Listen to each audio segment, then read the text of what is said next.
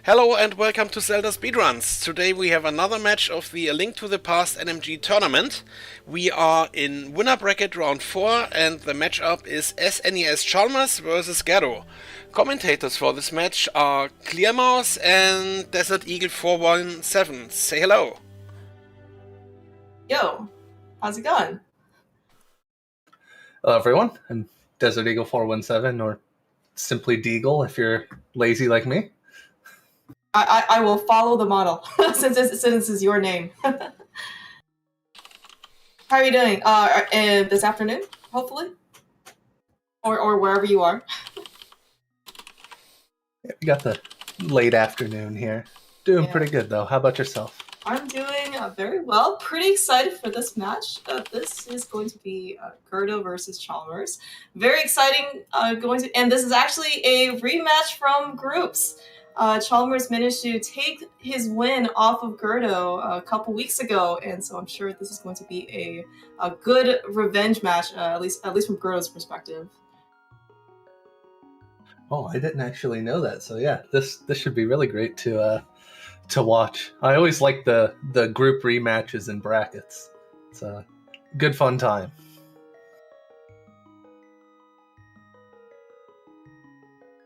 It's actually a pretty stacked group. So it was Linko, Chalmers, g3rd0, and Chex. See at least one of them here in chat with us. Yeah, it's a pretty stacked group, isn't it? Yeah, and of course, at this stage, everyone who's playing brackets, winners or losers, also, getting pretty stacked, right? This is, I think, winners bracket round 4, I would say. Yeah, okay. And, when you've made it this far into the brackets, there's, like, no easy opponents to get matched up with. You have to basically play your best, like, every single time and hope that nothing catastrophic happens both to yourself and to your opponent. Yeah, for sure. And actually, speaking of people in chat, the winner of these two will be playing Kaznode, who is here in chat. Another easy opponent, I understand. Oh yeah, clearly it's all very easy at this point. Yeah, and and given actually that this far, we're already probably in winners round bracket 4. g3rd0 and Chalmers, did pretty well in order to get. Well, they're both pretty high seeded, and they advanced pretty far into the brackets. This is actually g3rd0's second match. In winners bracket, he managed to take a win off of Tam yesterday, who actually got pretty far. And this is actually Chalmers' first match in winners brackets. So I guess you get rewarded, for being really good at this game. So you advance really far into the brackets, but the hardest part, of course, is to be able to stay fresh and to fend off that potential rust that can actually just creep up on you, right? At this stage, g3rd0's at least got one practice session in, and a victory under his belt. It's going to be definitely going to be a challenge to, for Chalmers to kind of keep with it and not, let silly mistakes kind of, make or break his run. Yeah, for sure. I mean, both of these guys have played this a lot, and they're very experienced. But momentum is a thing. No matter how much you play and how much experience you have, there's, if you're in a rut, you can get out of it, of course. But the kind of the mental state of it, really can take a toll sometimes. Yeah, and so I think just for some records, g3rd0 he is a 124 runner with a PB of 124.56. Chalmers has a PB of 126.59. So about technically a 2-minute difference. However, at least during this tournament, I think g3rd0 has been putting up some I want to say like 126 to like 130 range. Versus Chalmers is putting up a 127 and 128. So it definitely should be a very, very close, exciting match. Yeah, for sure. And in a game like this, 2 minutes, like, that's not very much. Oh yeah. I mean, this run is 90 minutes long. Hopefully, hopefully both runs get kind of under that. But yeah, 2 minutes is actually quite significant of that, right? And you'd really be surprised on where you can actually just lose frames, seconds, and these things all really do add up very, very quickly, easily.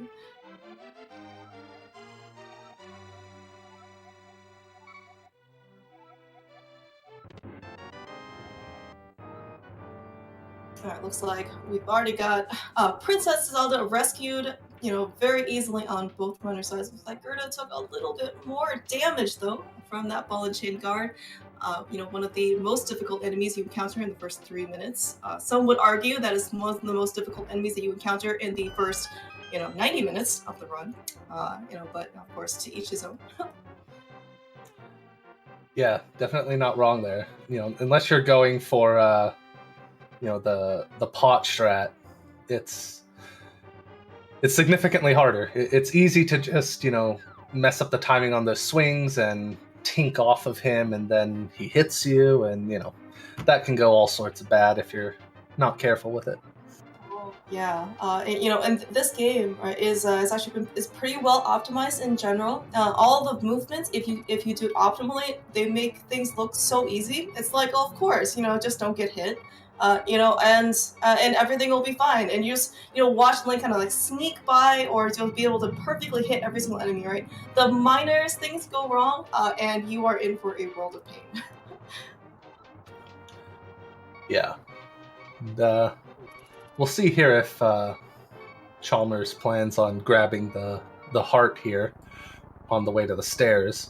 PB attempts you're just going to ignore. Just live with the beeping.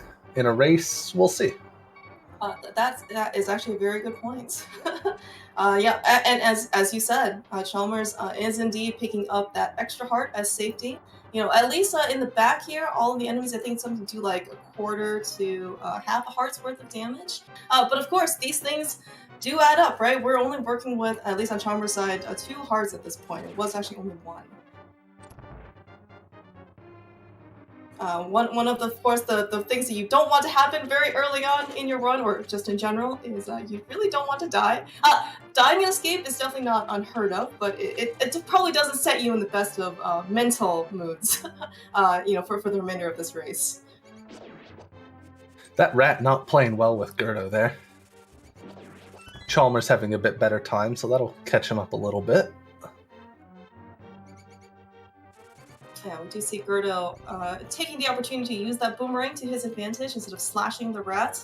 I believe throwing the boomerang is 17 frames versus slashing a sword, which is 20. So, free, quote unquote, 3 frames sitting there. Of course, it would have been nicer if the rat just didn't get in Gerdo's way, but you have to play with what you get.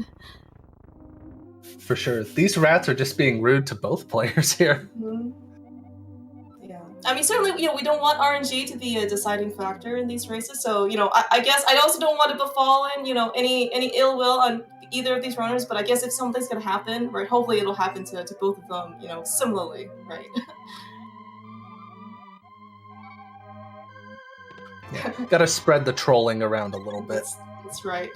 Gerdo, the first of our 2 runners, making his way to the Sanctuary Heart and the first chess turn of the game.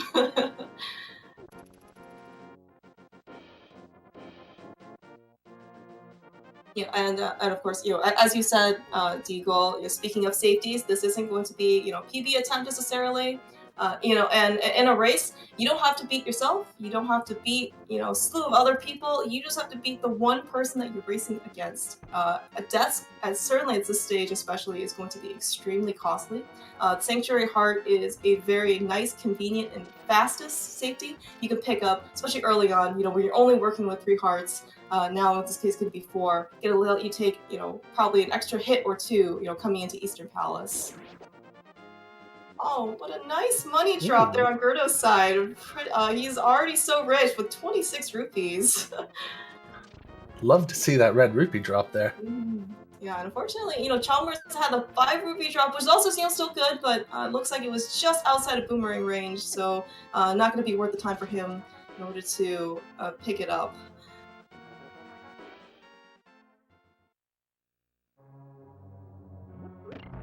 Now, of course, we want the money, not necessarily for any potential safety purchases that we're going to make, such as, say, potions or bombs, even for that matter. We are actually going to need a requisite 110 rupees once we get to the Dark World and enter in the Palace of Darkness. So early on in the Light World, part of the strategy for what these runs are going to do is trying to amass some amount of money without having to kind of go out of the way in order to get it. Yeah, your goal here is by the time you get into Castle Tower, you want to have 105 at the very least, because there's 5 that are just sort of in your way there. So as long as you have 105 by then, you're good. And that'll mostly be taken care of by 2 tree pulls. There's always a 5 rupee pot in Desert if you're getting absolutely destroyed on rupee drops, but usually you're pretty safe by then. Yeah, Murder I think pot. there's also.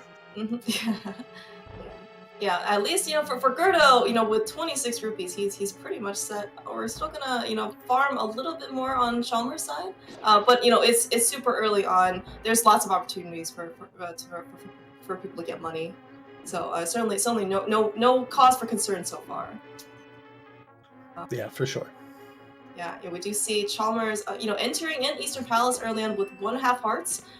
Certainly, and you saw him take the time in order to pick up some safety hearts, specifically actually probably for this room. In order to get through this room a bit faster. If you've ever played this game casually, the game intends you to kill all the enemies in that room, and then that's when the anti-fairies disperse, and then you can lift the pot and hit the switch. It is actually incredibly slow, of course, not only to pick up the kit to kill all the enemies, but also if you've ever tried maneuvering around those anti-fairies, it's actually quite painful and somewhat erratic.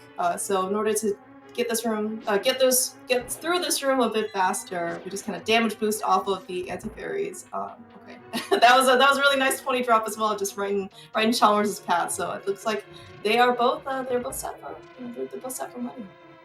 Yes. Super convenience there. But yeah, speaking about those anti-fairies, you gotta love it when one of them gets up behind where the big key chest is and it's just bouncing around by the door. That's always good times. Alright, coming up against Double Ready is probably one of the most dangerous set of rooms that we have in Eastern Palace. These guys do 1 heart of damage apiece. Goes through both times.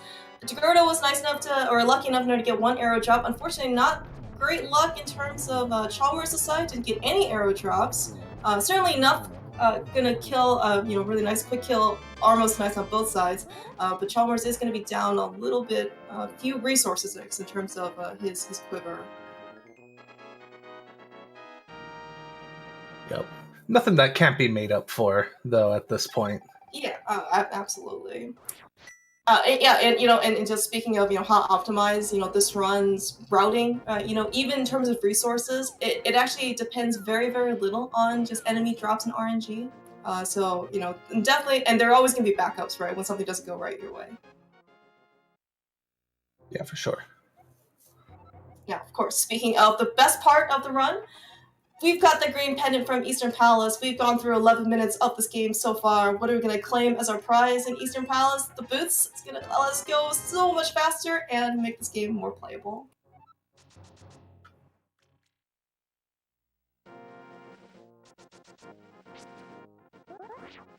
Yeah, so runners here both getting the first spin speed of the game here, which you charge a sword spin, and then immediately after releasing, press the dash button while you're... Well, actually, you can do that anywhere. And then touch some stairs, and you get nice running speed while you're able to actually change direction without reloading your dash, which is just wonderful. Oh, Nice time-saving technique found. Yeah, I mean, anytime you could just harness the speed of the boots, and not have to take the extra cost to charge it is definitely going to be to your benefit. We see that actually both runners doing spin speed on this screen in order to enter in the library and bonk the bookshelf to get the book. Not often. It's more of a runner's preference. I think I've seen more runners kind of not choose to do the spin speed, just because it can be actually a bit more violent getting into that door. And as compared to just like normal dashing, you probably don't actually gain, I guess, like that many more frames. And of course, normal dashing is just much easier to control as well. True. That one is known as the unholy spin speed for a reason. Yeah, but otherwise, though, very clean dash lines from both runners so far, making their way to Desert Palace.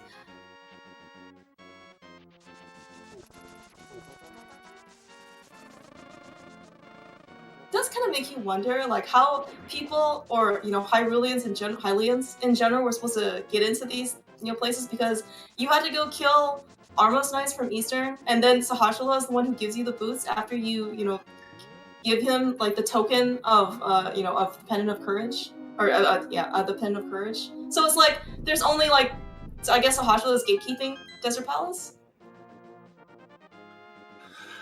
Link just doesn't know how to use ladders, so he couldn't get it off the top of the bookshelf. I got it.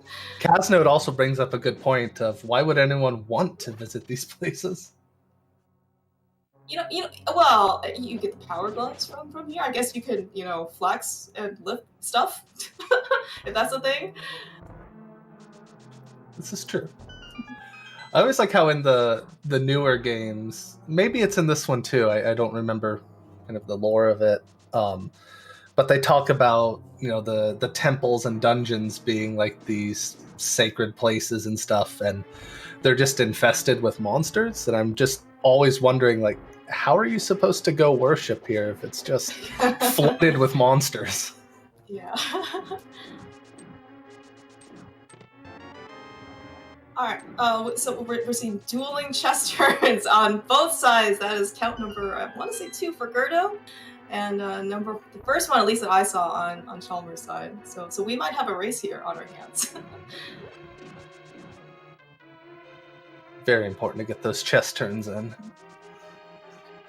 And I do want to say, for the record, g3rd0's last race, he did a lot of chest turns, and there may or may not have been some question for proof that he did not bind the two keys together on his keyboard. And I want to say that at least when stream cut, g3rd0 in his VOD can go back and check that he actually did reveal all his keyboard bindings, and everything's totally legit. This is how seriously we take chest turns. That's right. Here.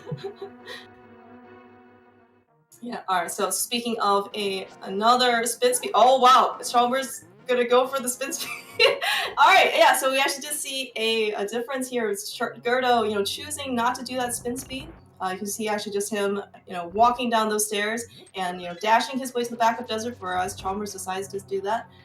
Chalmers, also definitely used his pause buffer to the book to his advantage to make sure that he, at all costs, does not go too fast and jump off the desert ledge. The spin speed, I don't think saves that much more time, probably a handful of frames. But, if you end up falling off, you are doing the entire front of Desert all over again. That is like a multi-minute loss. Yeah, that chest turn is, or not chest turn, that spin speed is really, really spooky.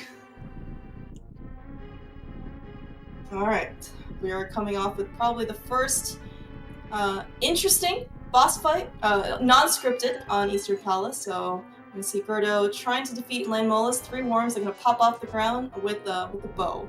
So every Landmola's worm is gonna take 4 arrow shots.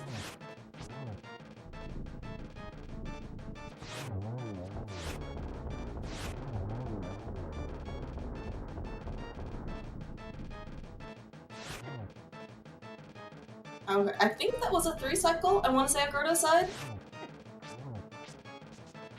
Chalmers looks like shortly behind him is going to be a... Oh no, oh no! Oh, that was the early shot yeah. and the short hop. That's just rude. That was a cheap cycle for no reason. Oh.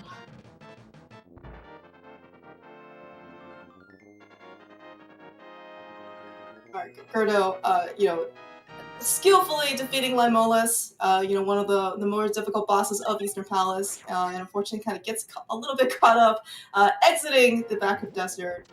It's every once in a while runners will always have that mistake. Oh yeah, this I hate this boss more than anything else in the run. I'm pretty sure. Really? So is this what you consider to be the worst boss in the game? I think so. Not because, it's a risk of dying necessarily, just, I'm not good at it. and it's mean. I am probably one of the few who actually has Helmasaur as their favorite boss, though. Oh, really? All right. Well, definitely when we get to Pod, I will definitely. You should definitely tell us why Helma is your favorite boss.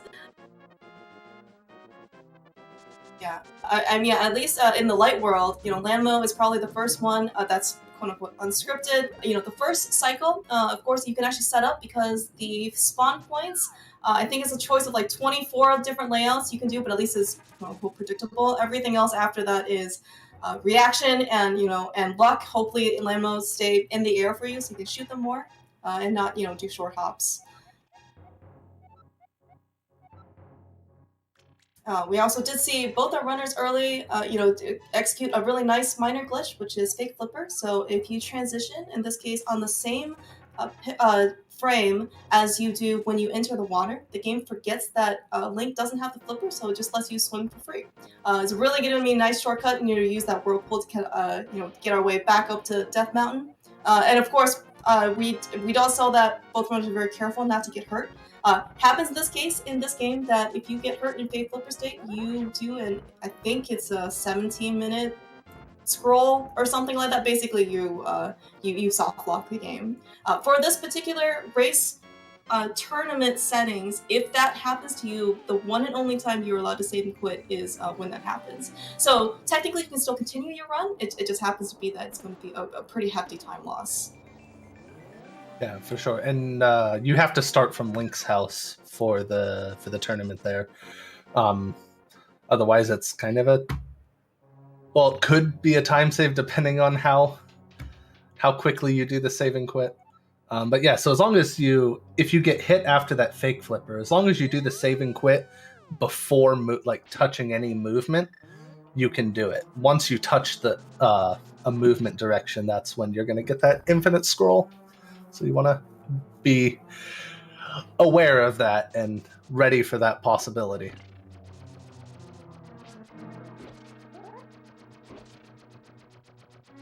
Yeah, and of course, after they rescue the old man, one of another pretty important screens to get spin speed on is, of course, whenever we come up to Death Mountain, we have boulders, dead rocks, any other type of wildlife, and scenery that is just more than willing to take 1 heart of damage apiece whenever you get hurt. Of course, both runners entering the Tower of Hera, with 4 and 5 hearts respectively. Certainly, really great. At least showing on the overworld. Of course, we end up deciding to take solace in the Tower of Hera itself, thinking that things are going to be better. And are things really that much better in this tower? We have mini Moldorms who are unpredictable, who also do a heart of damage, and then we have the big Moldorm at the top of the tower. Oh yeah, this is a fun dungeon. Definitely a fun one. I did like that g3rd0 got the boomerang strat there in the tile basement, allowing him to hide behind the blue blocks there and not have to worry about hitting the switch in the next room. Yeah, the tile room, as you just mentioned, is the quote-unquote auto stroller of this game. Because there's not really anything that you can do to make it go faster, and really it's just like a minute of trying to dodge tiles, I guess. So, sometimes runners, try to make things a bit more interesting, get some minor time saves if they can. Yep. Yeah. So I think g3rd0 got the quick bomb jump over to the chest. SNES Chalmers going with the bit safer strat here, but now we're both in Moldorm here. Yeah. And g3rd0's mostly done. Mostly, that's right.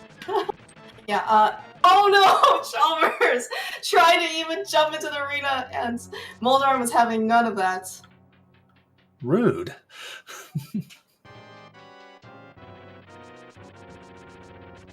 As the light world bosses progress, Armos was very stable, moved in a very fixed manner. We got some amount of predictability with Lanmo, right? As in the first, stage, and we've got like next to nothing for this boss at Moldorm. g3rd0 manages to take out Moldorm the first time, and with relatively few troubles. Looks like Chalmers actually ended up doing the same way. It's just unfortunately, Mulder did not want to play with him the first time around. You know, it's better than falling off after scoring 5 hits. That is true. That is true. Yeah. Even worse, of course, yeah, is you do all this hard work and then he gets enraged and then he knocks you off, and then that's even more of a time lost. Alright, g3rd0 actually just descended Death Mountain. This screen that also Chalmers is coming up on is probably going to be one of the most important screens you do not take a bonk in, especially at the very end, because there happens to be a very poorly placed pit that if you bonk, you jump right in the pit and you have to, wait for the screen to kind of catch up at the very beginning and puts you right back.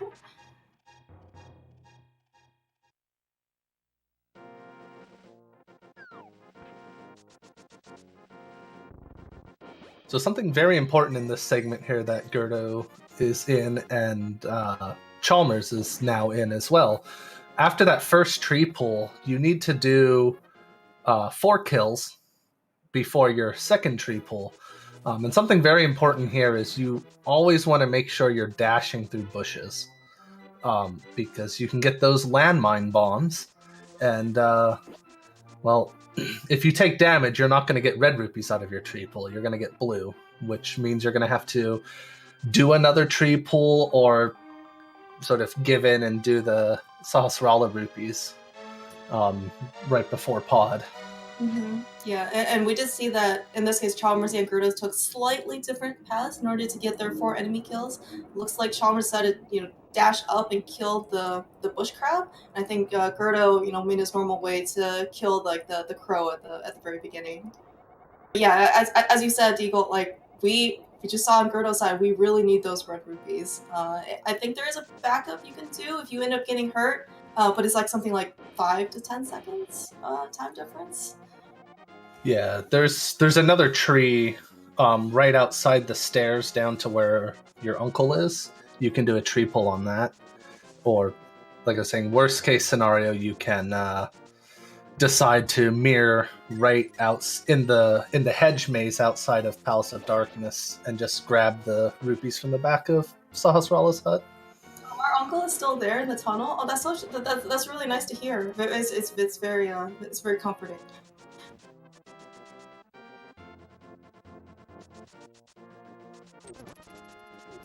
Of course, another benefit of being able to not get hurt, getting not only we get the red rupees from the tree pull, we also potentially get to keep beans in the beginning of Aghanim's Tower.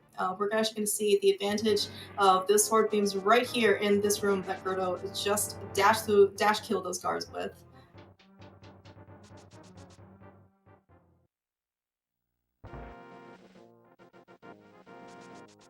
Hopefully, in this case, Chalmers will have similar luck, being able to keep his sword beams and also dash kill through the blue guards.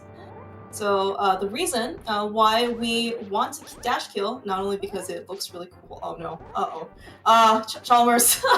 All right. So hopefully he's still going to be able to dash kill these guards. The reason is that if you dash kill enemies, nice recovery, Chalmers. Is that if you dash kill an enemy, it doesn't advance the prize pack. Somehow, people have figured out that these blue guards, the mini Helmasaur that we're going to see in the Palace of Darkness, and the Pokies that we're going to see in Turtle Rock, which is the last dungeon of the game, like half an hour, 45 minutes from now or something like that.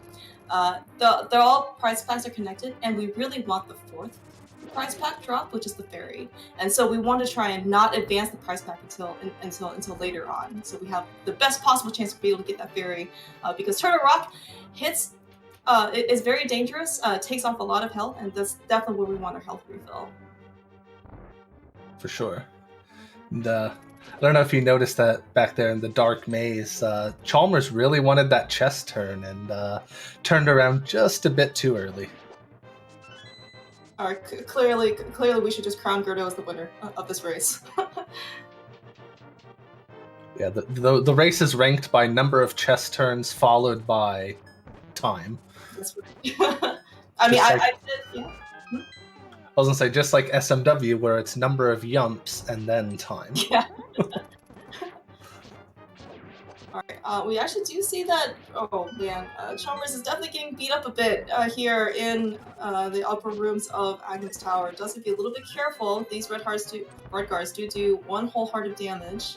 But also, Chalmers is, I think, a little bit low on arrow count. We definitely want as many arrows as possible. He did exit Desert, I think, with only 7. Minimum, at least that's probably comfortable, it's going to be 8. And I didn't see him pick up anything extra. That was a weird stair going up. I didn't know you could do that while facing left. So I'm hoping that he's a bit conscious of at least his resources, and he's going to go pick up some backup arrows sometime later.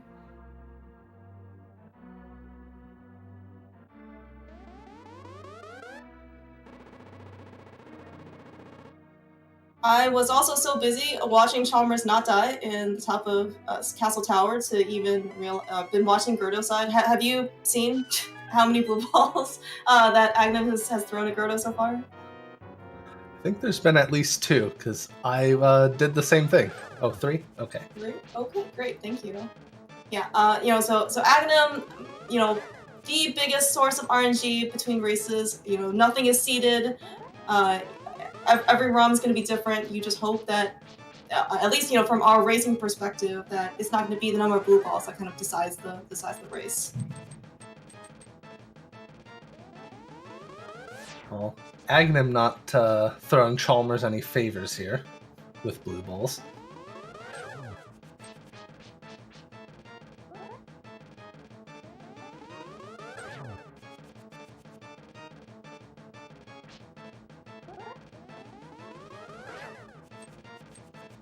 Yeah, you weren't kidding about the number of blue balls.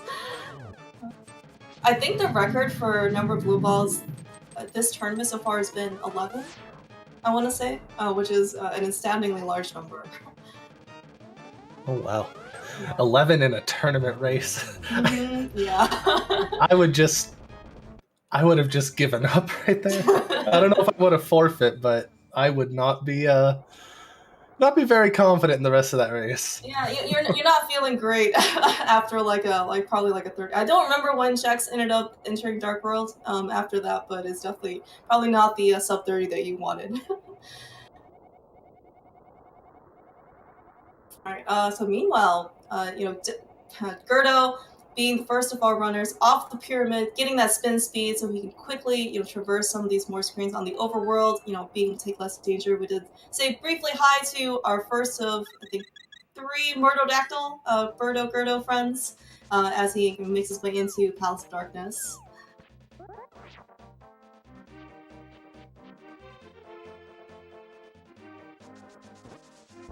Yeah, it looks like g3rd0 also had exactly the number of rupees that he needed, which is 110. Chalmers, on the other hand, does have a bit more money to his name. Of course, this is really great because we saw g3rd0 didn't get hurt or anything. If something terrible, in this case, happens, when Chalmers has Kiki in his possession and is leading him into the palace, and they end up getting hurt, Chalmers does have enough money to kind of re-get Kiki, because every time that you talk to Kiki and you need him to follow you, it's 10 rupees.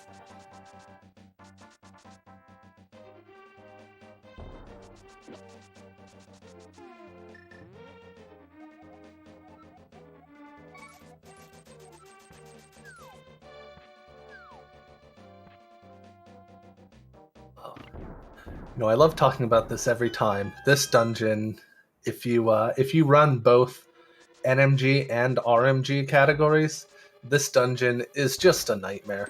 It's still one of my favorite, but the routing changes so much between the 2 sets of categories for this dungeon that it's so easy to go the wrong way. Wait, why don't I have a key for this door? Oh, right, because I normally unlock this in Cave State. Oh, right. Yeah, so Cave State is probably not allowed in NMG, correct? Correct.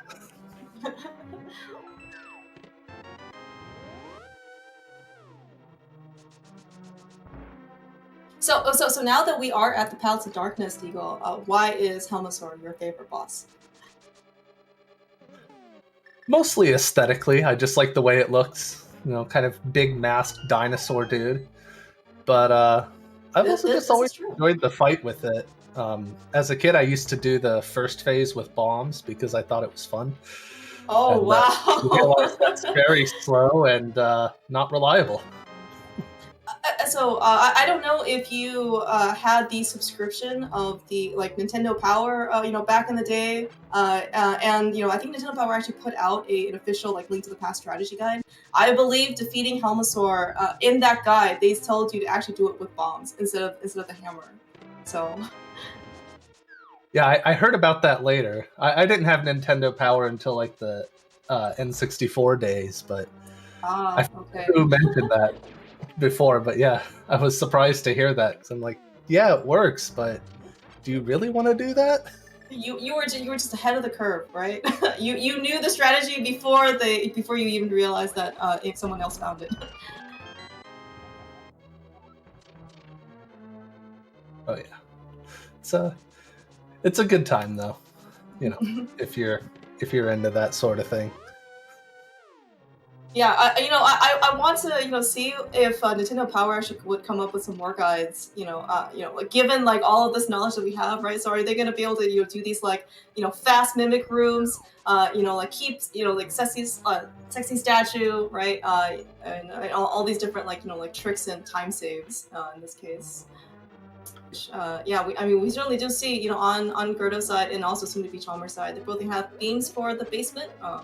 Hopefully at least for Chalmers' side as well, and they're going to be able to save at least a couple screen transitions for the menu, so they can just beam the switch, so they have pull out a boomerang or something like that. Oh, Chalmers getting that arrow drop in the bottom right corner instead of in front of the door. That's a little bit unfortunate there, but smartly stopping and picking up the arrows under the pot to make sure he keeps his count up. Yeah, arrow resourcing is very, very important for NMG runs. All right, so we're on your favorite boss on Gerdo's side, soon to be on Chalmers' side. We actually did see Gerdo, looks like, activate spin speed here on Helmasaur. So, of course, we want to be able to do Temper Sword or Hammer damage. To Helmasaur, because it only takes 4 hits as opposed to the Master Sword, which take 8. However, if you've ever tried Hammer Up or Hammer Anywhere, you have realized that the Hammer hitbox is pretty wonky. So in order to try and make it more consistent and bigger, if you activate Spin Speed then you actually get to use the benefit of the Sword's hitbox, but with the Hammer damage. Something fairly recent, I want to say, maybe in the last year or so, but it's definitely made this boss fight a lot more consistent. Yeah, because trying to get those hammer hits in there on his jewel was really tricky before, and that's made it a lot easier. Yeah, and we actually did see Chalmers doing a really nice last hammer hit. So sometimes, if you could time that last hammer hit to break out this mask well enough, you can actually despawn the fireballs. Fireballs, of course, the worst thing that Helmasaur can throw you because it's slow, it does a lot of damage, and takes up a lot of real estate on the screen that you can't move for.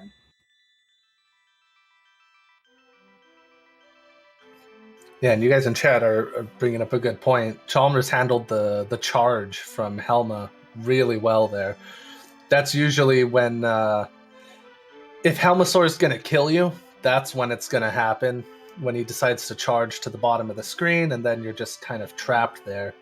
But Chalmers handled that really well, didn't die, and yeah, it was a really good fight.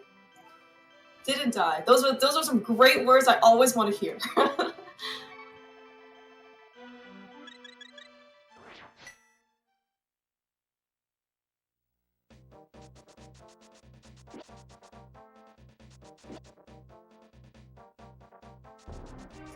Gerdo making his way towards Thieves Town, I think out of the most dangerous part of the overworld where things do lots of damage to you. See, Ropa's can do 2 hearts of damage. Glad both runners didn't get lotteried here. And if you ended up getting hit from Smarterdactyls or the Snapdragon, I think it's 3 hearts of damage, which is quite significant. Yep, that. Did you say it was called a Snapdragon? I'd never actually heard its name before. I think that's what they're called? I would have to probably double check, but those were that's at least what I remember. Yeah, that guy was like the bane of my existence when I was first learning this run. I would always run into him, and there goes almost half your health. It's good times. Oh yeah, yeah. So speaking of preserving health, g3rd0 probably got his spin speed, on the path up to the flute activation spot here. We actually did see him run past that really fast red guard. That if you don't have spin speed there, that red guard will basically be always faster than you, and he will chase you down and just bamboozle you. And before you know it, you've lost like 3 or 4 hearts, basically, just because of him being able to catch up to you. Also, I love g3rd0 over there getting the swag. That's right. I remember g3rd0 doing this from him for his last run. From what I gather, this is not often seen for runners. He's probably one of the few people who actually do this.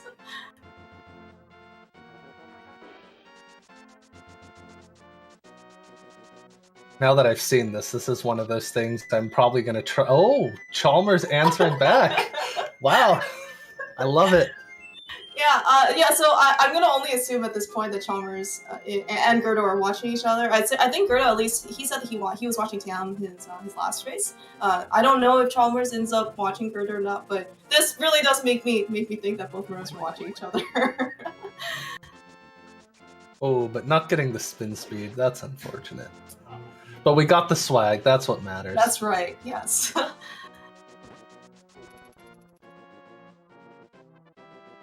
g3rd0 and hopefully Chalmers, doing very well to preserve, his health as they come into Thieves Town. Thieves Town being the 4th dungeon of the game, at least chronologically. You probably have about the same amount of health here as you do normally, if you were to come here in a casual playthrough. So the enemies here aren't going to be too dangerous. I think, handful of enemies do 2 hearts of damage. Most of them are going to do 1. But of course, this is also one of those dungeons where if you're not careful, enemies do kind of come in droves, and one misstep, especially on this hallway that we're going to come up here, if we don't end up getting some good luck and some well position, and when we start our dash, it can be half your health is just gone.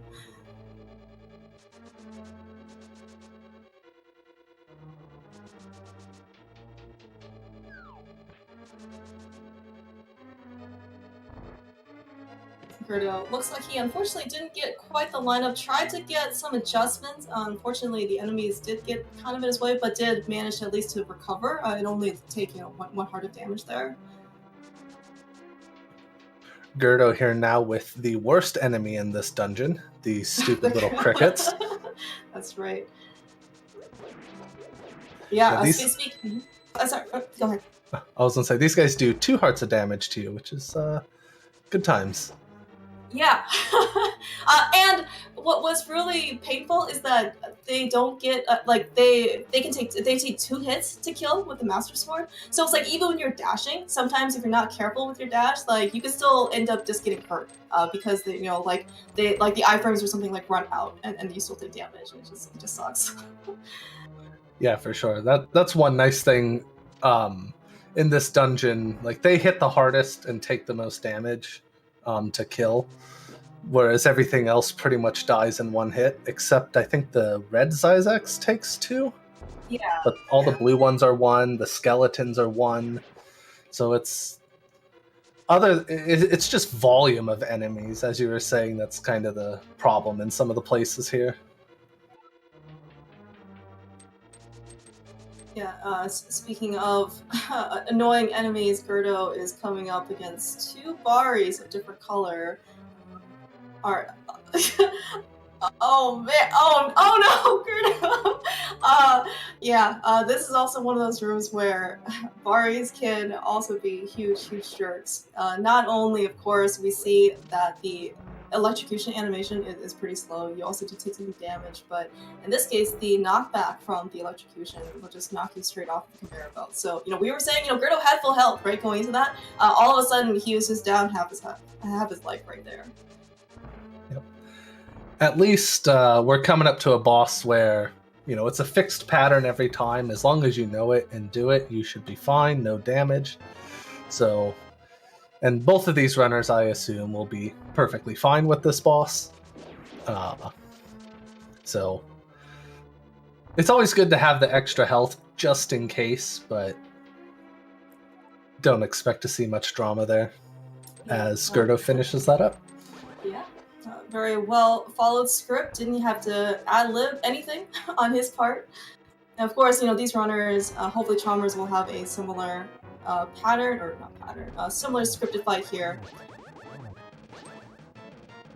Both runners, making this blind fight look pretty easy. If you know the script, it's great. When things go off the rails, though, just like that conveyor room belt, if you're not careful, you could easily die to blinds. And the refight is not scripted at all. In fact, you're going to have to really bring out your improv skills there, because when you enter the dungeon, or you enter this room the second time, you start at the bottom of the screen, and blinds are at the top of the screen. You see, actually, in the scripted fight, you actually have to start above blinds, and so you get to the first time around control the blind fight. The second time, or whatever number of refight times, blind is the one in charge. So, and of course, head, I think, does 2 hearts of damage. Each fireball that you don't have the fire shield for does 1 heart of damage. I mean, these could get pretty out of hand pretty quickly.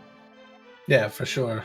And not only is blind the one starting at the top of the screen, blind is also sitting higher up on the screen than he would on the normal fight, which just makes it that much harder to get up there and do the hits you need to. And z3rd0 wanting to read that signpost very quickly.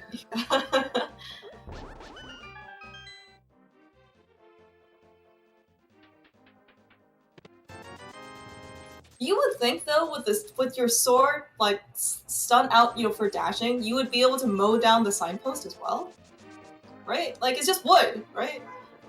You would think. I know in the GBA port of this, you can break a lot more things with your sword than you could in this version. Oh, yeah? I wonder if you can charge through signposts in that one. I'm not actually sure. I wonder if anyone in chat knows.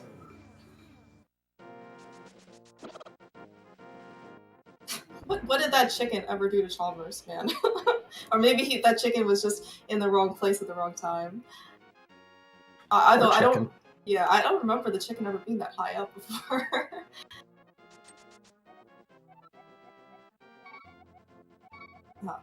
z3rd0 with a really nice fence dash, entering the sea house, where we're gonna pick up the last set of our money in order to last us the rest of the game. We did see a slight different method in order to claim our temper sword. In this case, I think z3rd0 decided to leave this portal right outside the smith's house, so I think it's a more like traditional way of doing it, whereas Chalmers decided to leave his portal at the beginning of the screen. I think that's probably a more recent tech. Yeah, I think it could have been around before this, but I think I first saw it within the last year, maybe last year and a half. At least that's when I first saw it. Okay, that sounds good. We also see that Chalmers definitely not going to lose something silly like not getting fence dash to z3rd0. Also executes that very well. z3rd0 had a pretty nice statue room here in the back of Skull Woods to claim his big key.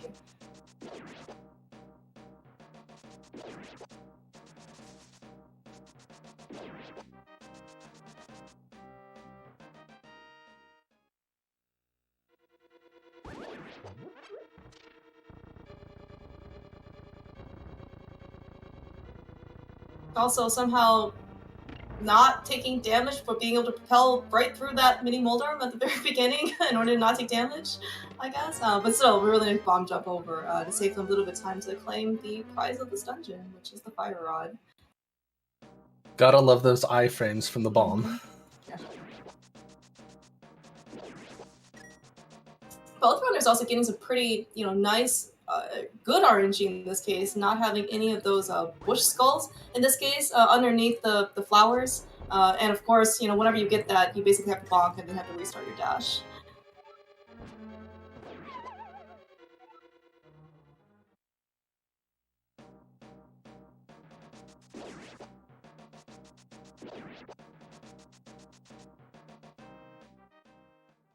Okay.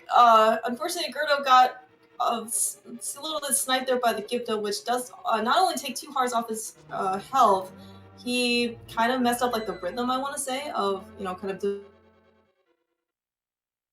So hopefully he looks like he's back on track. Yep, yeah, you got that nice heart pot over there in the corner that at least lets you make up a little bit of that damage. But yeah, I agree with there's a certain rhythm you have in this room that just you hopefully want to keep.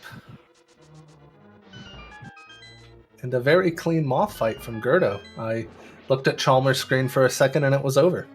Yeah, yeah. I don't think g3rd0 ended up getting the dash poke, unfortunately. So the Horus Moth takes 4 hits on Tempered Sword, and if you are fortunate, you can dash and poke him. Dash poke him and get kind of 2 hits for the price of 1. Then you only need 2 more hits after this. Chalmers, I want to say he got it, but I guess I'm not sure. But unfortunately, as Chalmers was trying to slash, you did see him take more than 2 slashes later on. I think what probably happened is he ended up slashing Moth into the spikes, and just how well this game was coded, Moth does not unfortunately take any damage from the spikes. So Chalmers had to work basically to get his Moth kill fight.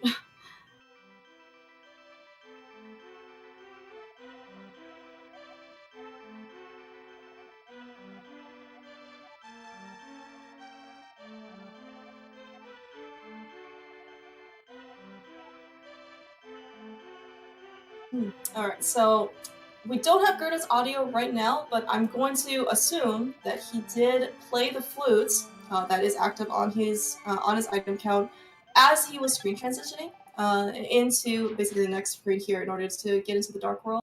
This is actually going to be another setup that we're going to have later for some potentially some splash deletion.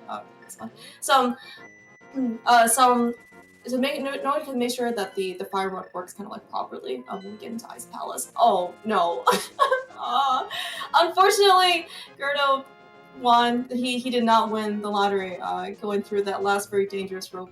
Unfortunately, what we would like to see is when he dashes through that rope, you want to kill him or just basically dash right underneath him and not take the 2 hearts of damage because we really want full health when we go into Ice Palace. g3rd0 got a pretty fortunate heart discovery under that bush, so if he can make up another heart, it's definitely gonna be worth his time. But 2 hearts though, unfortunately, is actually quite the deficit to come back from. Yeah, and starting ice with sword beams is really nice in that first Bari room. Then you don't have to. First off, you don't have to worry about if he's electrifying himself or not. You don't have to chase him down. Just walk in, pop him real quick, and be done with that room. Yeah. Anytime where you have beams and Baris, you want beams. that's pretty much I think what a lot of the screens in the dungeons boil down to. Yeah, and as you mentioned, Ice 2 with some Baris, in order to claim that key. Is definitely one of those rooms you want beams for. There's another conveyor belt room with a bunch of other Baris that also has a key that you want beams for. When we get to Turtle Rock, if we're fortunate enough to keep full health, there is a Bari that's also that can potentially knock you off the conveyor belt. I mean, whatever their Baris, you just want beams to preemptively kill them, so then they can't give you any trouble. Yeah, for sure. Yeah, if you don't have beams, that Bari in Turtle Rock is just free damage for you. Because if you swing at it and it decides to charge you or, be electrified, you're falling off. So, free damage, which is always wonderful.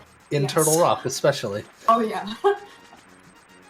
g3rd0 taking the time, though, to wait and kill that crab and also to kind of let the Zora kind of appear and disappear, managed to get his heart drop. So, he managed to get 2 hearts on his way to Ice Palace, which is really going to be great. Hopefully Chalmers is going to have some good luck and nothing's going to get in his way here and take off some damage. Oh no. Is that the definition of a commentator's curse right there? Oh man. Oh, those crabs though, I don't know, it was just like a party at that point. I mean, it's like there was just no getting around them. Oh man. See, now I got the I'm trying to remember. I think it's called the crab rave. That's stuck in my head now. Yeah, we're gonna see it. We're gonna see a difference here, between how Chalmers is gonna hopefully do these screens versus g3rd0 with beams. You see that g3rd0 was just kind of able to beam all the Baris from away, get his key, and then kind of cancel and do some ice physics maneuvering with the boots in order to get to the door much quicker. And Chalmers unfortunately had to wait.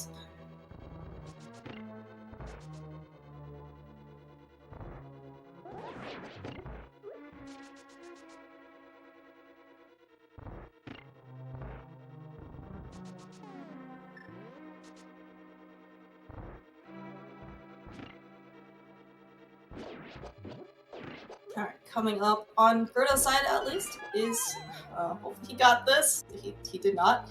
Alright, so second time is always going to be as good as the first time, hopefully. And what he's going to try and do, he's going to do a bomb jump, line himself up, and then bomb over, in this case, the orange switches. This bomb jump is probably one of the biggest sequence breaks of, oh my gosh, no, g3rd0! Yeah, I think he got too greedy with trying to what is it? In order to try to pick up the pot and beat the fire bar, and unfortunately he got knocked into a pit. And he also ran out of bombs, so he unfortunately could not do take another attempt for Ice Palace bomb jump. Oh no. Yeah, your alternatives there are take a death and go find some more bombs, or if you can hover, you can get over that pit, but. Yeah, not much going for you at that point, once the bombs are gone. So, g3rd0 doing a wise thing here, I think, and just going straight to Swamp, and he'll make his way back with more resources later. This is not often, sometimes, that you get to see, this is more common when probably the more common mishap happens in Ice Palace, which is what hopefully not going to happen to Chalmers, is dying to Cold Stare. And as you said, we need some more resources coming in and defeating Ice Palace. g3rd0 showing us some very not commonly seen bombs in the dam for Swamp. I'd almost just forgotten that they were there to begin with. I'm glad g3rd0 remembers, though. Yeah. g3rd0 definitely is just like, we're not running out of bombs again. Alright, so meanwhile, on Chalmers' side, had a pretty decent Colster fight. Unfortunately, it looks like the Puffs got away from him at the very end, but managed to clean that up like relatively well. Most important thing for Chalmers at this point is to not die. It looks like he actually went into the fight with only 4 hearts as well. So at this point, right, the dungeon prize of Ice Palace is the blue mail, which pretty much halves all of the normal enemies damage and takes off, I think, 1 heart, from normal bosses. So the game definitely expects you to have blue mail, when you face Cold Stare. So every one of those puffs do 4 hearts of damage. So if he ended up getting touched by them, it definitely would have been a restart of Ice Palace, just like g3rd0.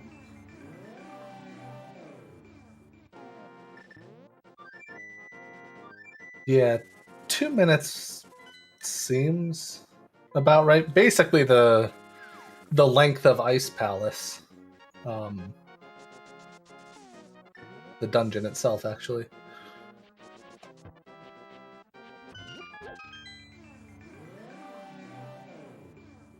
Or a little bit less than the length of Ice Palace, because I guess g3rd0 doesn't have to kill the Bari at the start for the key again. It's just a rush to the dungeon, or to Cold Stare. Oh yeah, that is true. But of course, there's still quite a bit of game left to play. It's not like Cold Stare is the only dangerous boss we have here in Dark World. There are lots of places that can cause this race to flip again. Oh yeah, for sure. There's 30 minutes left. There's plenty of opportunity for the game to do or for Link to the Past to do Link to the Past things. Yeah.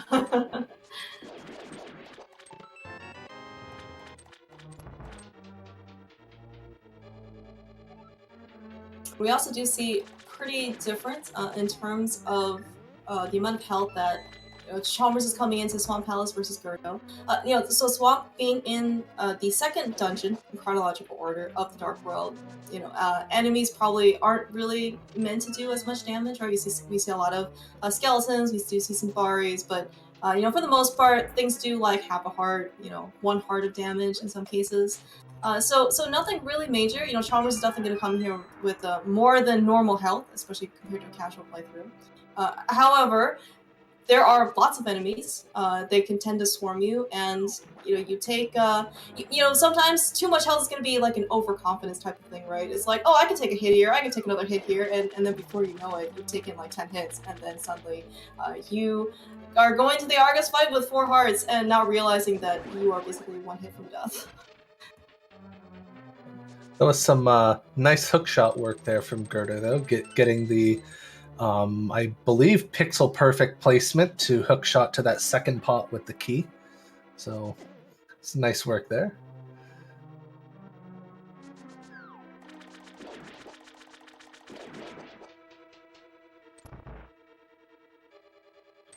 And yeah, what you were saying about all this damage here, it being really easy to take damage in this dungeon. I forget who it was, but someone described this dungeon to me as the dungeon of 1,000 paper cuts, because nothing hurts, but there's a lot of it. Yeah, and sometimes you don't even realize that you got a paper cut, right? You're just like, wait, why am I bleeding? Yep.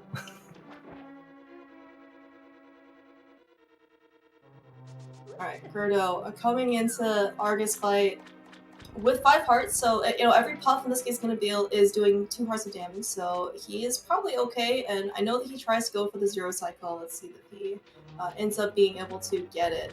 That is a really nice phase 1. Nice job, g3rd0. And also phase 2. Yeah, also quick kill phase 2 is, I think this is like the fastest that you can do it. Probably minus a couple frames, you maybe get like, a couple pixels closer to Argus so the fire rod could travel less. I don't know, but I mean, it was really clean Argus fight. I'm actually not sure if Chalmers ends up going for the 0 cycle, so we're gonna see his Argus fight coming up very shortly.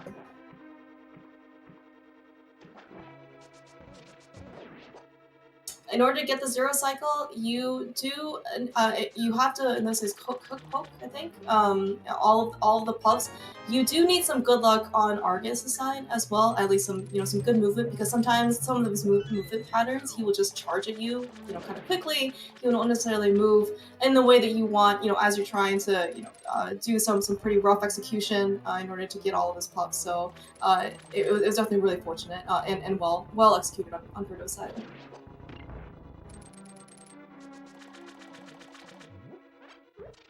Yep, very well done. Also, speaking of getting hurt for no reason, that fire bar did not like Chalmers at all. Yeah, so did see that Chalmers pausing very slightly in order to wait for that red bar. If you actually charge and dash immediately as you enter the room to try and get up there, you will actually get electrocuted just based on the Bari's timing.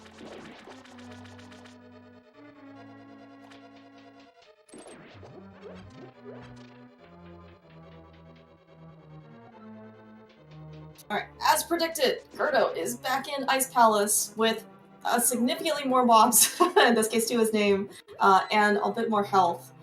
So hopefully he's going to be able to get through Ice Palace with no major issues. Got a bounty of bombs this time, so yes, got a few tries.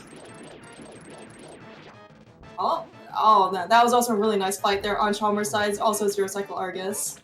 Looks like he is opting to do the 2-spin method for phase 2.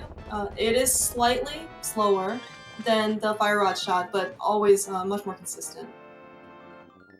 Yeah, because if you miss that, the spin or the second fire rod shot, I mean, if you miss the spin, you're going for the same amount of time as 2 spins anyway. If you miss the second fire rod shot, you're doing 2 spins anyway.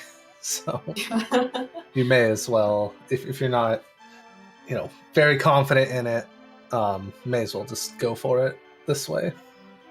Yeah, I think I've definitely seen runners basically just do the fire rod shots until they miss, and then they switch over to like the 2-spin method like throughout, and they don't change after that.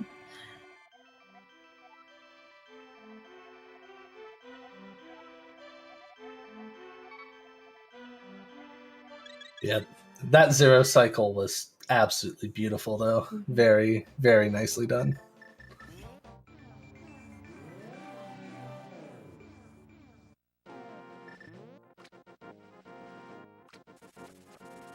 Oh, I guess that was a silent flute activation. Didn't even hear the bird.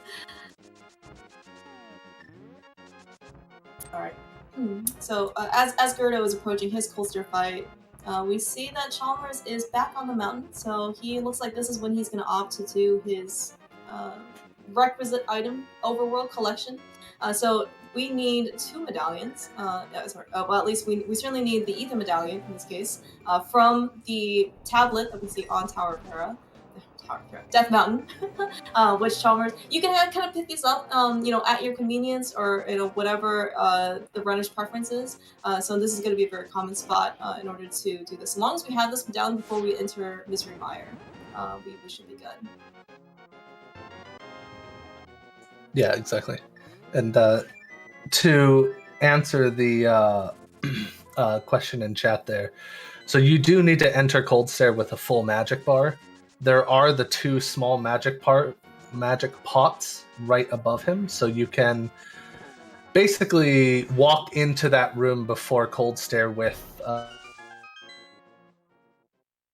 bar, and those 2 small pots will, I believe they're each 1/8 of your bar, so that should finish it up.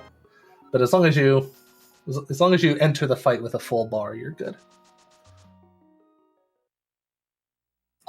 Of course, an alternative you can also do is you can pick up the Bombos medallion, which is also on the tablet in near desert, but and that will actually only take 2 pips of your magic. However, it is. I mean, for a speed run, it's just not going to be a thing because not only is that medallion slow, it is like super out of the way for you to get. Oh yeah, for sure. Definitely way far out of the way. You used to be, well, you still couldn't really justify it because it's super slow in animation and to get, but in the RMG all dungeons, you kind of ran past it almost after Mire, so you could make an excuse for it, but it's better to just get the blue mail if you're like worried about Cold Stare. I have heard rumors that there are categories in which you could potentially actually pick up an armor upgrade. Yeah, good old Icebreaker puts you right next to that big key. Yeah. In Hundo, you don't pick up the blue mail. You skip straight to the red mail in GT. And g3rd0 ran out of bombs and did get the bomb jump the first time, but unfortunately fell off. Oh, okay. Another chess turn in the books for g3rd0 on Ice Rod. So it actually looks like both runners, unfortunately, or inevitably, I guess in maybe some cases, is that they ended up taking a little bit of damage when they were on Death Mountain. Spin speed only can hopefully prevent the damage, can't always. There's no guarantee. We would really like to be able to keep our beams for the second room here in Misery Mire. So the fact that Chalmers and g3rd0 unfortunately are not going to have it means that they're not going to be able to do the absolute fast and optimal way in order to do that kill room.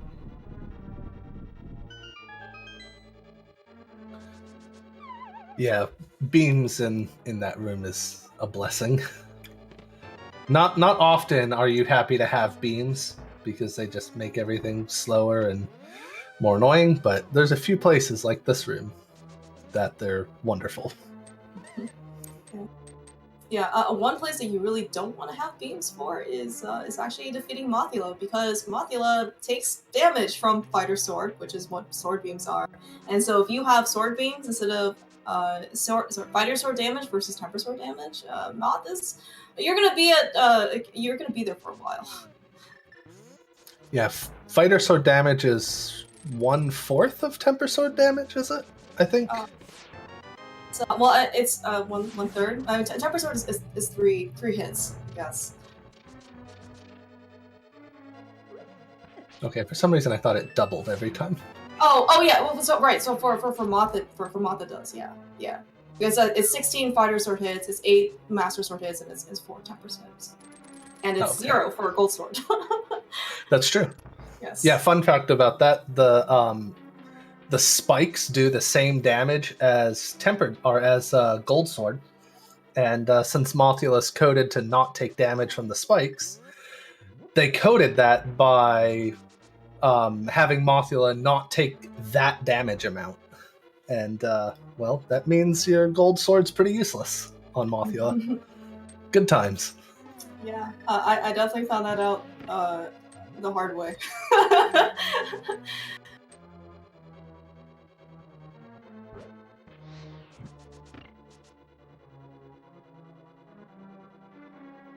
And for all you rando players out there, I do believe this is something that they fixed in the rando version.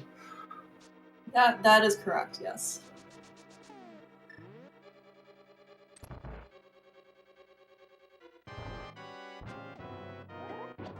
Alright, coming into the Victory's fight on Chalmers' side, actually it looks like some really nice spins, and only one eyeball left to clean up. Really well done, Victory's fight.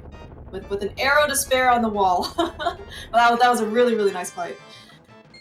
Wow, that was efficient.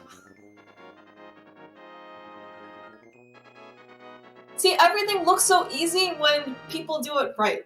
Right? You know, it's like you do what you're supposed to do. It's like, oh, well, I could do that, and then you realize how painfully difficult and how many things can go wrong. You know, with this fight. So of course, you know what happens here is that those eyeballs are pretty erratic, and they do 4 hearts of damage, which of course is quite dangerous for us. But we need to be able to kill all of them, and of course, slashing them with your sword is pretty inefficient. Instead, what Chalmers and what g3rd0 is also going to do is the slime that surrounds Vitria's only does 1 heart of damage. So what they did is they damage boosted themselves, take the 1 heart damage from the slime, use their iframes, and basically get right in the middle of all those eyeballs, and then basically sword spin them away.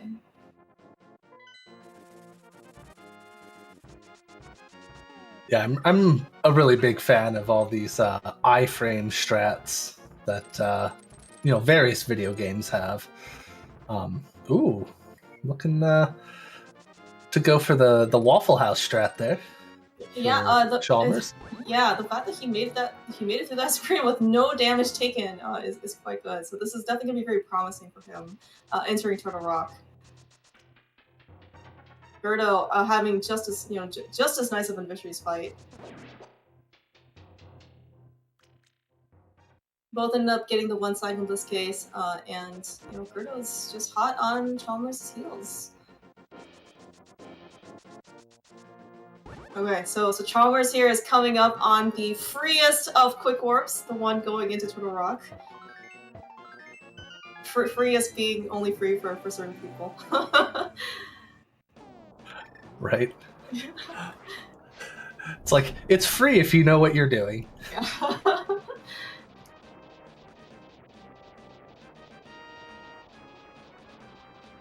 So Chalmers is actually going to have the fortune of keeping sword beams for Turtle Rock. We are going to see how the Bari ends up behaving, you know, in the second room after he gets on the conveyor belts. You know, so oftentimes what happens is, because we have the luxury of sword beams, we're just going to preemptively hit, slash, and kill the Bari. In this case, Bari was kind of nice enough to move out of our way. But you see, in this case, Chalmers killing that Bari, you know, the second one at least, so he won't pose any potential threat when he goes back. Oh no, g3rd0. Oh no. Oh, he managed managed to make it through. I thought he was actually stuck. Oh, alright.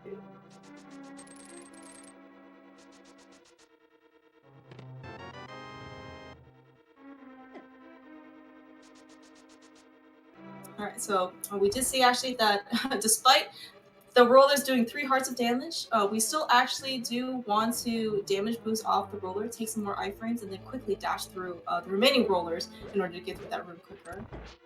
So at least thankfully, right? I think this is true for both Chalmers and g3rd0, is that they were both able to dash kill the blue guards earlier, and so potentially we're gonna have a fairy which heals up for 7 hearts of damage.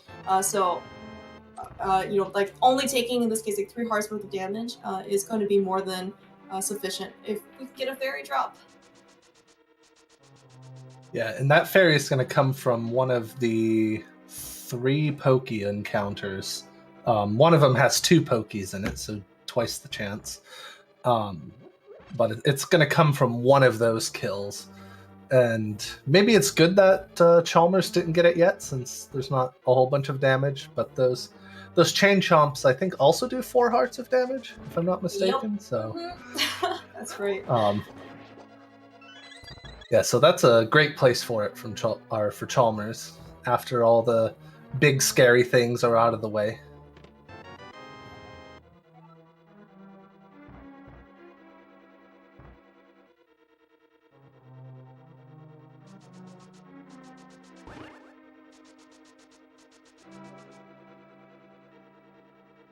So Chalmers ideally will not take any more damage, at least until he gets to the crystal roller room, which is upcoming in order to get another small key. If we can keep beams in that room, you can probably save something like half a second if you can manage to beam the switches as opposed to using the Cane of Samaria.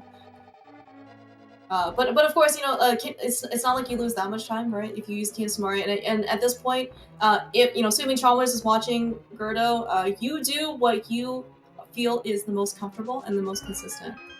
So if you're always comfortable with the Cane of Samaria, that's exactly what you use. Nice. So g3rd0 getting the first place. Chain Chomp blocking the Samaria block. Laser fire thing? Whatever comes out of the block. But thankfully got that fairy drop before there, so is still sitting nicely at 9 hearts.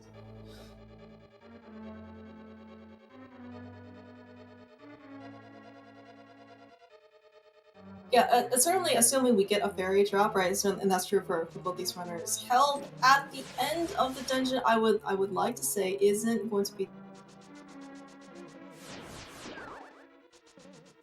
However, that being said, Tordarrock is still a pretty dangerous spot. You know, Chalmers ended up getting a pretty nice fast beetle skip there on Laser Bridge. If he ended up getting hurt from the I beam, is another 4 hearts of damage. These enemies today are just getting in the way of these Samaria blocks. Yeah, that anti-fairy was definitely a bully. And I think at this point, right, you know, it's probably not even the damage that Chalmers cares about, it's the time loss, because you can't actually dash through that anti-fairy. So he's like, I have to walk all the way, just follow this guy.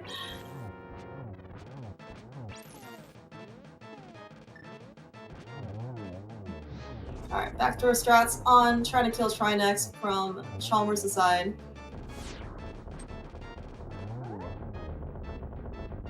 Pretty reasonable here, phase 1. So it's just going to be a spin and a slash, I think. Nice. Yeah, very really quick and easy, quote unquote, fight there from Chalmers. Oh no, yeah. g3rd0 getting a little bit trolled by the crystal switches here. Yeah, Chalmers getting the double spin on Trinex there, and then just 1 sword slash to finish it off. You know, this is true in general for every single thing that you want to do in this game, but you know, the faster you can kill Trinex, the better. We obviously see, you know, very fast phase 1 there on Chalmers' side. No ice on the floor is always a good sign. Not only does that mean that you gave it enough time, or it got enough time to basically, you know, fire off and make that ice floor, it also, the ice also causes like a ton of lag in that room. Yeah, that's bad. g3rd0 getting the nice kill on the mini Helma there, so you don't have to worry about him on the way back when you're trying to dash into this room.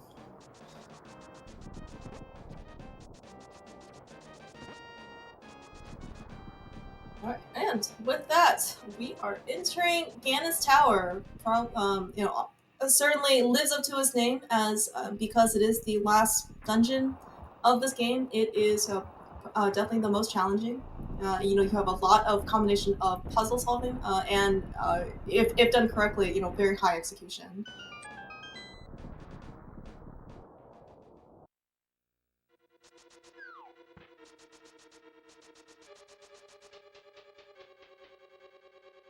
Climbing up GT, there are going to be one of three optional keys, optional small keys that we're going to pick up because we need one for the very last door of this dungeon. We did see that Chalmers decides to take the one off the torch, which is the only one here in the basement. It is the safest because all you have to do is, just bonk the torch and wait for it to drop.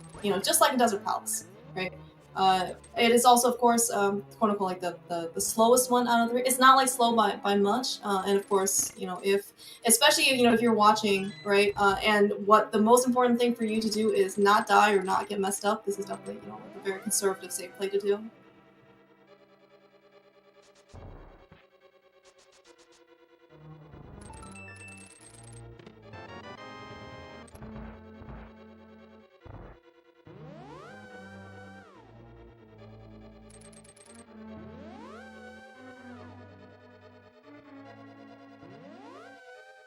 That was a pretty cool hook shot. I'm not sure if I've seen that. Hook shot basically to switch to skip the warp tile, I guess, and then basically quickly take homeward on the left one.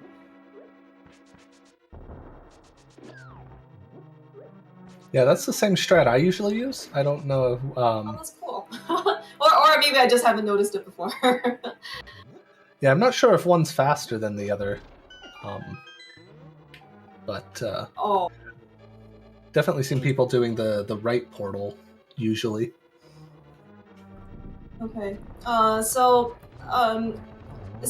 so Chalmers has enough arrows for sure to take on Ice Armos.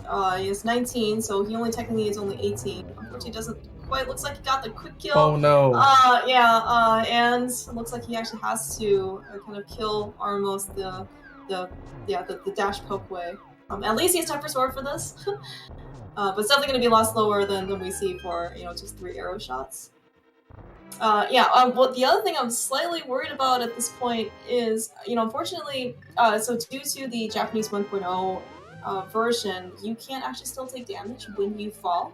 And the fact that the anti-fairy was there basically constantly hitting Chalmers up to, the entire falling animation when he got to Ice Armos means that he also is drained some magic as he's kind of making his way up to GT. So he might have to improvise a little bit if some things are like he's not used to. Yeah, thankfully there is that small magic pot right after Lanmo 2 that you can use. So as long as things don't go terribly wrong, he should be alright.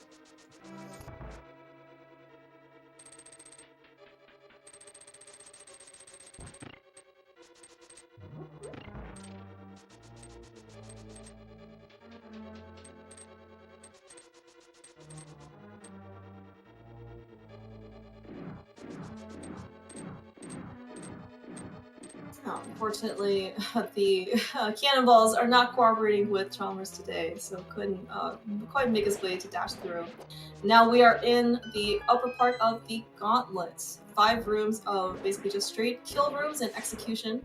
We do see that Chalmers actually has no arrows. Not a problem necessarily for the Ganon fight, of course. It's just that sometimes when you do have some projectiles, they do they can help you out in trying to kill the enemies a bit faster. So nice quick kill there on Ice Armos for g3rd0. And some more chest turns.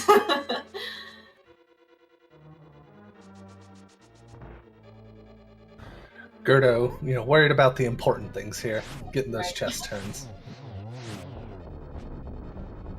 Man, you know, Landmo 1 didn't cooperate much with Chalmers. Doesn't look like he's having that much cooperation with Landmo 2, but still managed to get to cycle.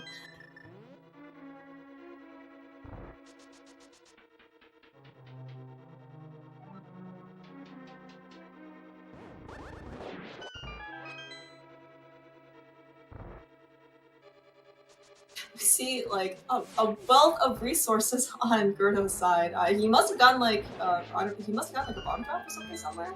But he also got a ton of arrow drops as well from the mimics. Yeah, you know, having all the arrows isn't, you know, much of a big deal. It is nice to be able to run out of bombs coming up here, where we'll see Chalmers in 3 rooms from now, because then that's just one slot less you have to menu over. You know, yeah, small time save, or nothing huge, but it is a small time save. Yeah, and we definitely saw, you know, I think Chalmers, I ended up getting like a 4 bomb drop somewhere, I can't remember, but he was definitely really trying to get rid of his bombs earlier before he dropped down to Ice Normals.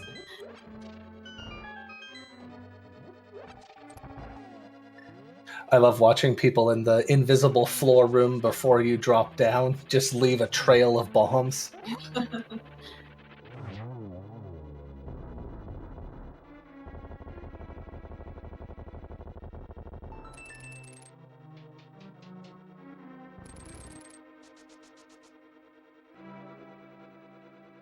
Currently, world records 1:23:03.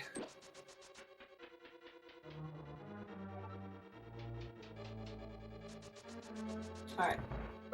On Chalmers' aside, coming up to Aghanim 2, if you thought RNG and weird movement patterns was rife in Aghanim 1, are you in for a treat when there are 3 of them? Oh, was that a triple? That was a triple. Wow. Alright. That was not a triple. Yeah, the patterns here, of course, also are RNG. Oh no. And of course, you know, we don't like blue balls in Aghanim 1, we also don't like blue balls in Aghanim 2.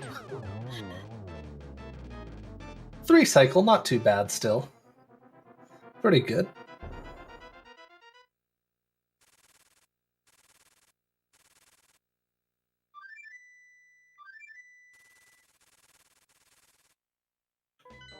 Oh, was it 4? I guess I missed one.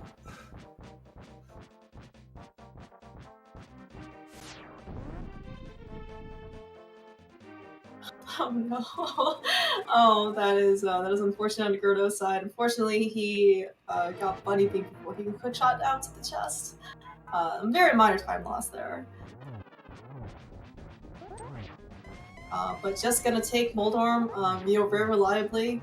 Hopefully doesn't fall. Meanwhile, we're already on Ganon on Chalmers' side. It looks like he did not end up getting the 1-1. But at least, you know, he's managed to take, you know, the safest possible spot, which is inside the circle, surprisingly. He also does have a good amount of health that he just decided to, oh my gosh, just spend.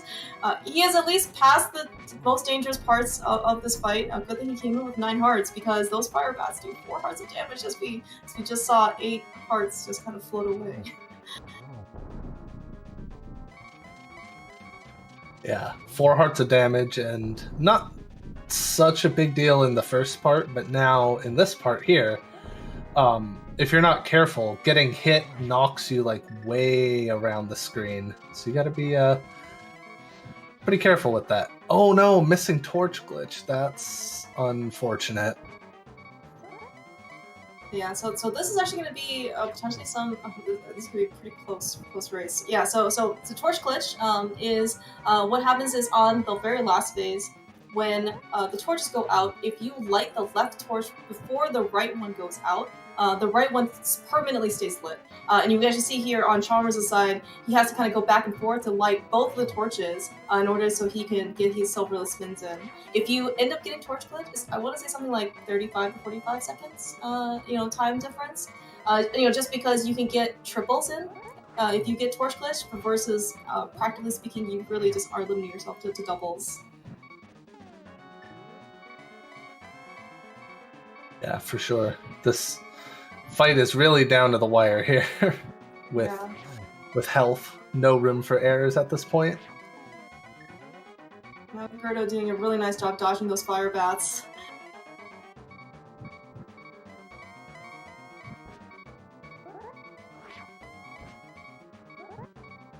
I actually have lost track of how many spins Chalmers already has, but you know, for both runners, we're gonna need 12 of them.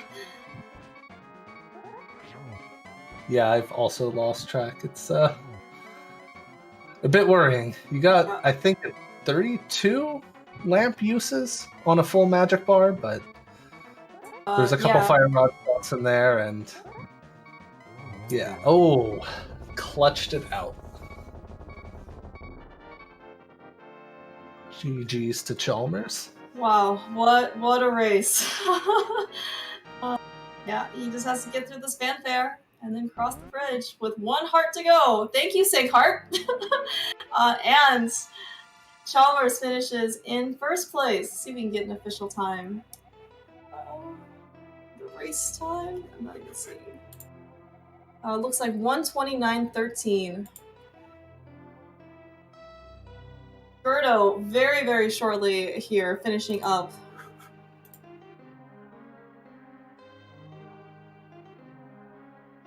GG to g3rd0 as well. Yeah, get your GGs out in chat, of course. You know, for both Chalmers and g3rd0 putting on a fantastically close race for us. Looks like g3rd0 finishes with official time of 1 hour 29 minutes and 21 seconds, so 8-second difference.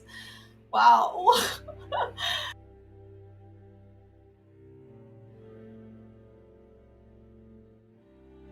Looks like we are joined by SNES Chalmers. GG's on your win. Thank you. I'm surprised I did, but thank you.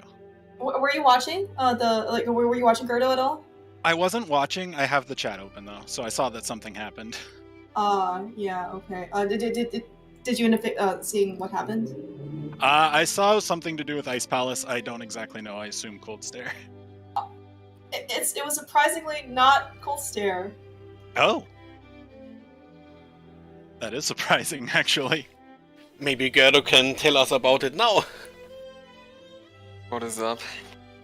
Hey, g3rd0. And GG. GG's. Good game.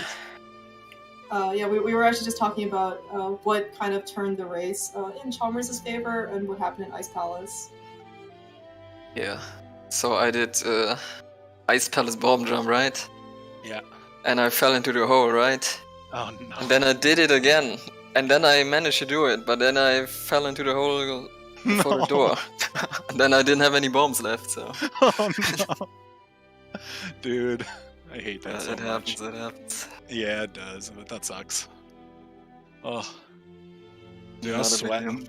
You know, I don't even want to talk about that Ganon, but I think I need to address that Ganon because that was the worst thing I've ever done. Oh.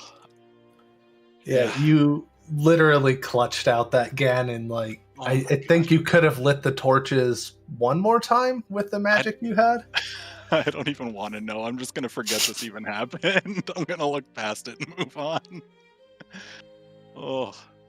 I was thinking the whole time, like, if he does a late Ganon mistake, this is still in range to be winnable, right? Oh, exactly. Then I saw his Ganon, and I was like, maybe.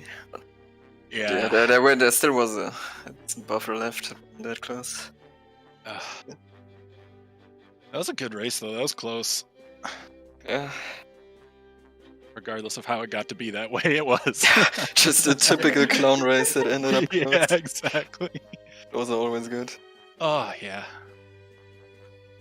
Yeah, it's always nice when, you know, both sides have some really big mistakes, so it's not like very lopsided or anything like that. It always feels nice, you know. What was the difference here? Like 8 seconds, 7 seconds?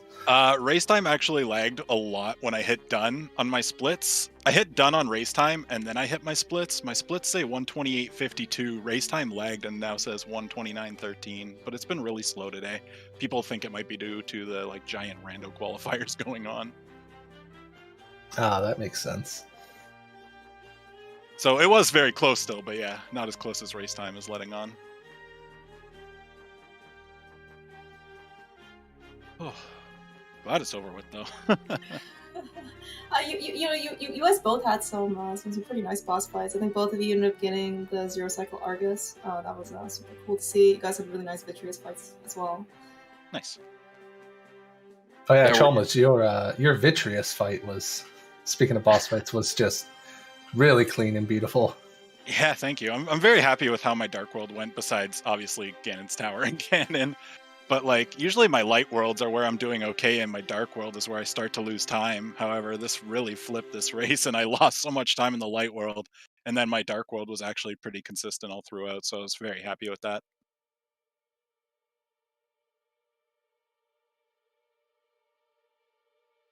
Yeah, I mean, at least for g3rd0, I don't think there was really anything that was major outside of the Ice Palace bomb jump room.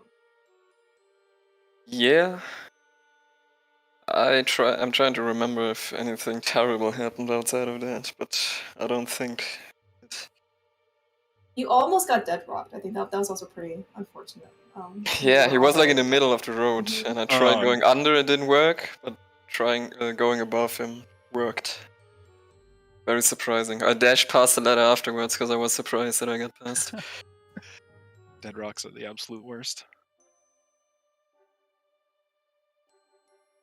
Although on principle, I think g3rd0 wins this race because he got more chest turns. Oh, damn. This is true. Was there a count? I don't know if we were officially counting, but I definitely saw more chest turns on g3rd0's side. Oh no. Oh yeah, speaking of which, we were watching the Thieves Town segment, and so g3rd0, I want to say like you normally try and go for that spin speed, going up to get to the portal. We were actually wondering, Chalmers, if you also if you were watching g3rd0, because you also did the spin speed, and not very many people do that. Oh yeah, the post duck spin speed is something I do every run, or at least attempt to do every run. Oh. Yeah. Word on the street is we're the only 2 people who do it. There's not many. It saves like 5 frames if done perfectly, and yeah, it's really not quote worth it, but it's worth it. I don't even know. I just like how I look if I do the slash plus Y at the statue. It gets everyone excited. And really, that's what it's all about, right? Getting the swag strats in. Yeah, it's a lot of fun. I like going for them. Fun versus fast, right? You gotta have fun.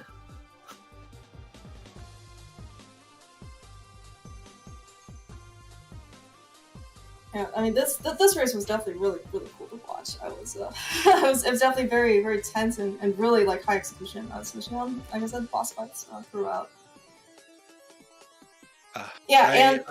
Sorry, go ahead. Oh no, go ahead. I forget what I was gonna say now, guys. It's always how it goes, isn't it? Yeah. Yeah, I was also gonna say, unfortunately, so this was actually a group stage rematch for you guys. Yes. Yeah, it's totally.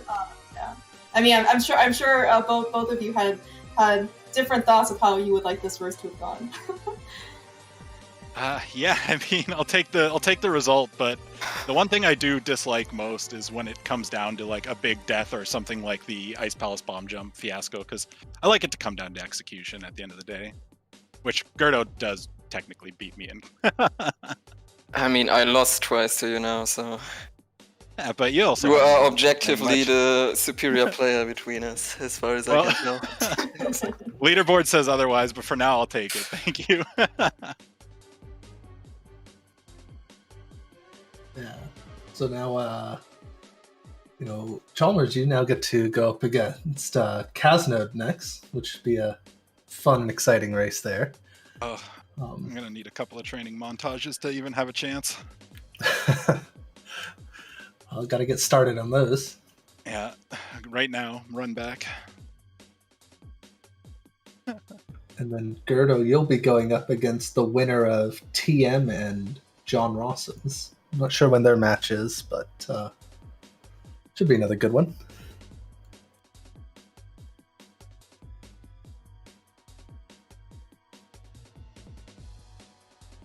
Looking forward to that. Yeah, and maybe later on down the brackets, we'll have the third g3rd0 versus Chalmers match when the losers and winners brackets converge. I'm not gonna count my luck in that one. I'm probably gonna lose it. I've scraped by twice now. Sounds like a good final matchup to me. Yeah, I mean, I'm looking forward to the tournament finals with you, g3rd0. So Yeah. It's the best place to meet back up. Settle it once and for all. Yeah, I mean, this was a really great race. Really, thank you to both of you for putting on such a great performance. I'm sorry, g3rd0, about IPVJ. Well, thank you guys for having us on the race stream. It's always a pleasure. It's nice to have decent internet for this one, so you guys can actually watch and not see a PowerPoint. So I was happy with that. Agreed. Any last final thoughts from you guys? Yeah, just yet again, thanks you guys for putting this on. Thanks ZSR for hosting us, and thank you Columns. Thank you everyone watching, hanging out in the chat. Thanks g3rd0 for racing again. That was a good time. Yeah, thanks Columns. Yeah, that's pretty much it. Thanks guys. It's to everyone, involved or not involved.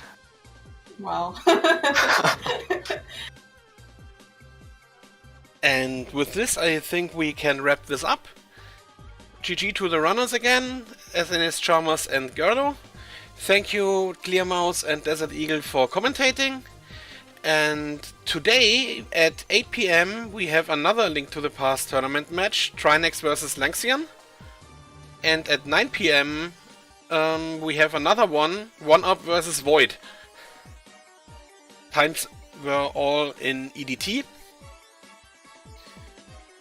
More on ZSR following up are the Ocarina of Time Randomizer Standard NA Weekly at 6 PM and a Zelda 2 Randomizer Weekly Race at 10 PM.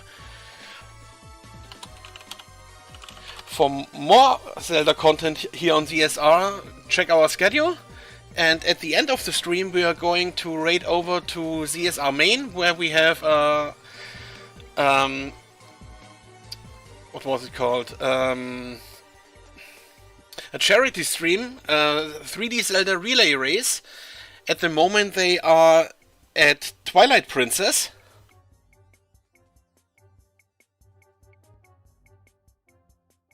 And if no one of you has anything else, I think we finish this. Just thank you again for having us. You're welcome. Thanks again. Thanks you for watching ZSR and see you next time.